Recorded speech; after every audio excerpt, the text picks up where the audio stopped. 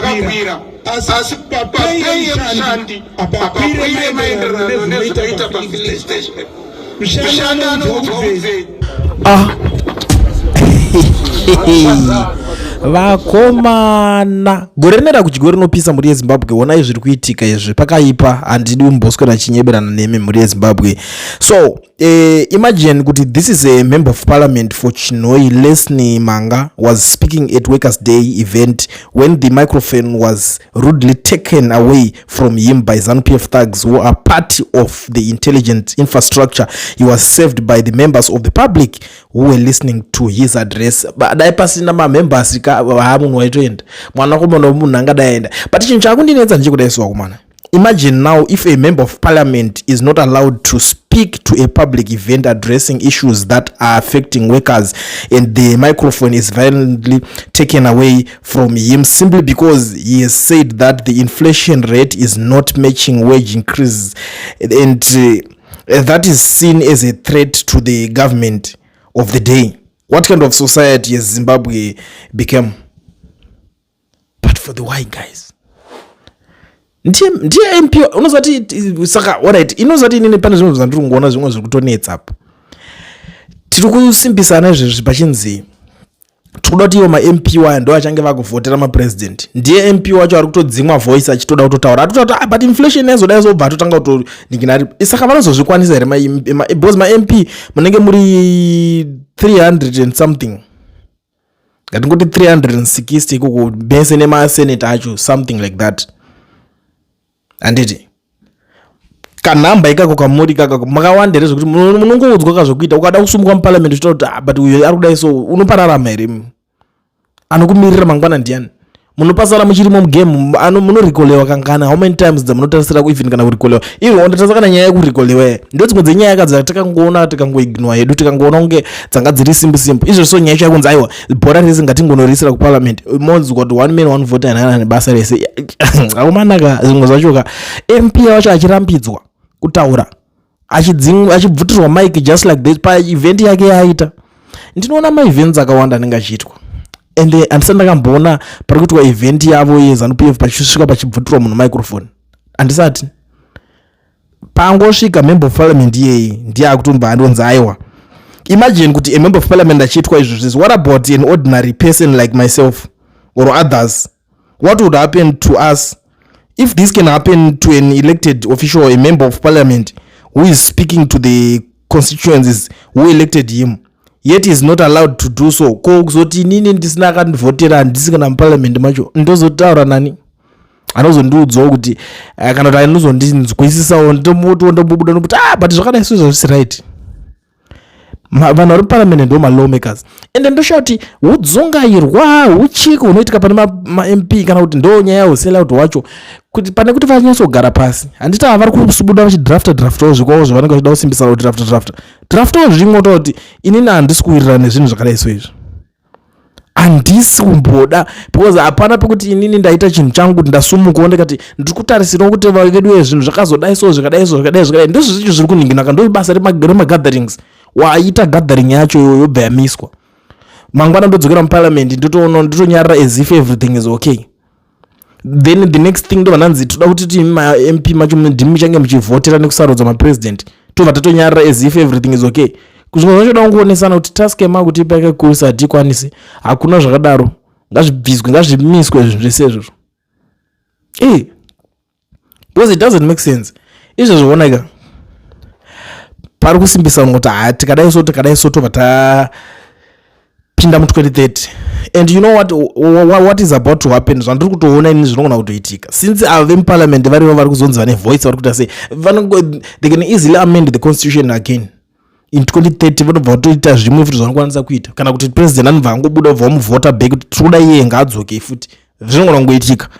Hapana anozviramba makuto mu2037 masvika 2037 makutosvika 2040 chakadaro zvichingoenda zvakadaro because hapana chikuti tingati tina MP wacho ane power. MP wacho ndiani chitiratidzeyo kuti kuna MP nhinga achitota zvanoda unotozvitaura uri muparliament macho imomo kana vaive anani ndo anotosumuka uchitaura mahwanaona tiri tichomboona mubato wechigaro zvakuti zviri kuzodaiso ndo kana tiri kutoona vachiri a bit loud. Timu rimwe rese rakanyararidzwa kupedzwa career yacho usati watanga.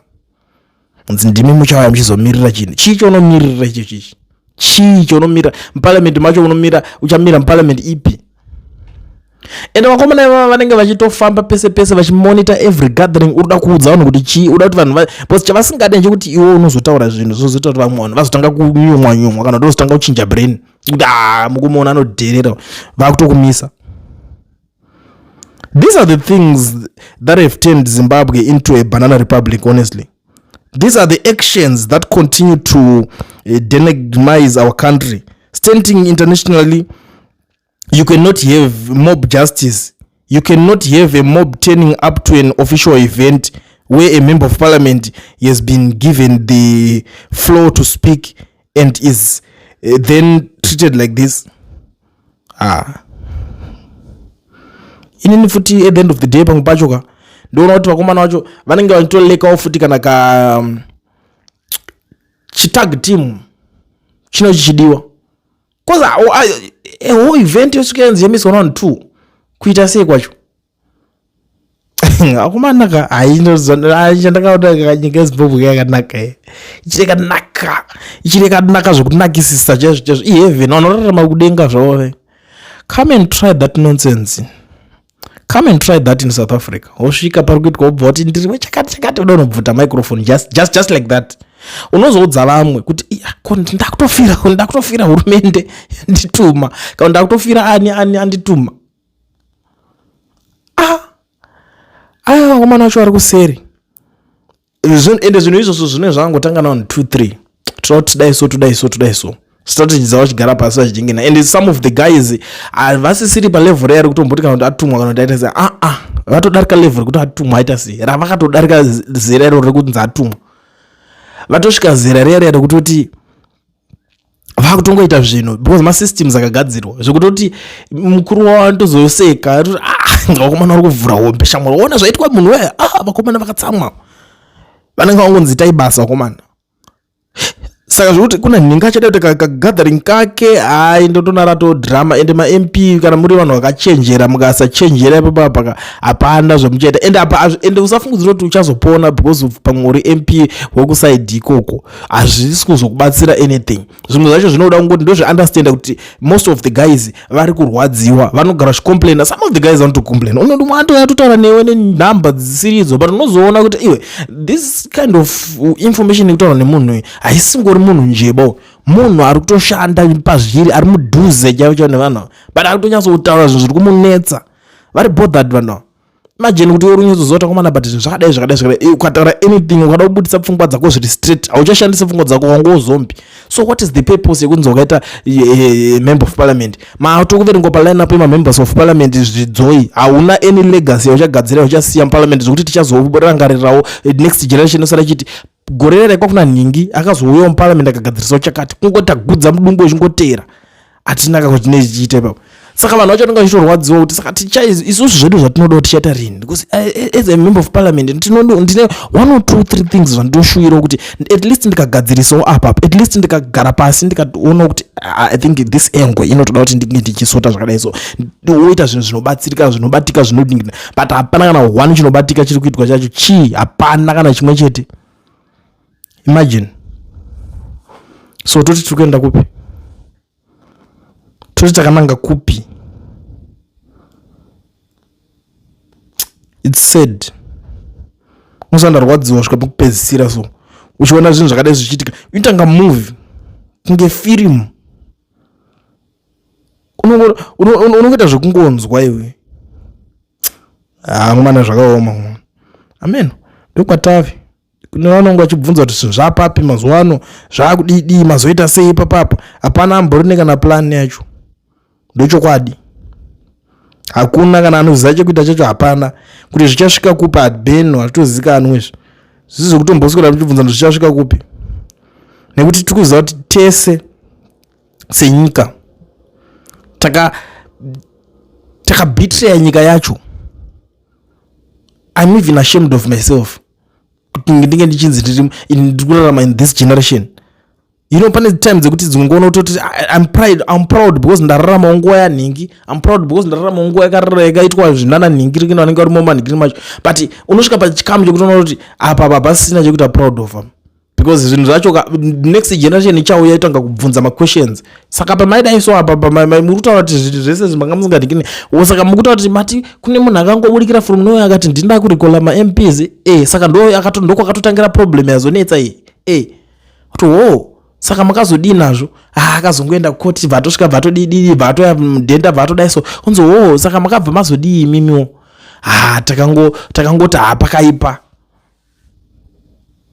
It's said zvinonzwisa tsitsi generation yakatukwa, generation yemagwara, yemadzungairwa, yevanhu vanotya, generation yevanhu vasina chavanoziva, generation yevanhu vanonyebedzera kudzidza stereki, generation yevanhu vanonyebedzera kunge vane information, generation yevanhu vanonyebedzera kunge vari kuziva signal, vari kuziva kuti what is about to happen next.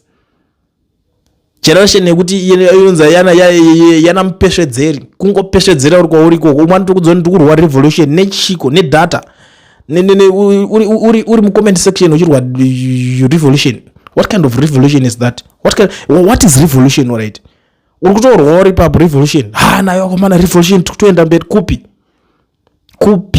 kwacho kwamunenge muchienda. Zvinhu zvichidaiso izvi zvizvo. Hapana kana kwakanangwa ukatonzwa kuti vanzi tikutochimhanya shamwari tikudi even ukanogara ukanobvunza varume vese vanga vakagara ipapo. Saka muti kuti imimi munhu angosvika from nowhere akangobvuta nikiri komatadza kumusanganisa nemambama zvine basa rechi hauna kana any idea or chii chawabuditsa kusanganiswa nemambama because you are just nobody ari kungovhiringidza zvinhu ka unoroveka ukazoti aiwa ndiri part of chikuti uri mupurisa tooneka mupurisa wacho uri muhembe uyu chiko uyu chii chakadaro. Sindataura ndakati kune dzimwe nyika unongorohwa wakafira mberi ka 1D hauzvipamhe futi vamwe vako right vanotopedzera kutoziva kuti vanhu havasi vekudherera kudaro, vanhu ndevekusiya kana vachinge vabvumidzwa kupiwa mvumo kuti vaite zvinhu zvavo siyai vangoita zvinhu zvavo, simple as that. Kotori watoita zvinhu ungoda kungotanga kungotaura kuti because akomana chinhu chiri kuzokanganisa chakati vakutoya ameno kwakanangwa nenyika yacho ini nangu I'm shocked. I don't even know kuti inoperera papi nyaya yacho kana uona zvinhu zvako chinge zvakudai so. Kana muri proud anyway ivai proud kwamuri koko, but ini I'm disappointed. Ngaendiende because ndingatoswera pano chitopopota ndikurwadziwa zvisingaiti.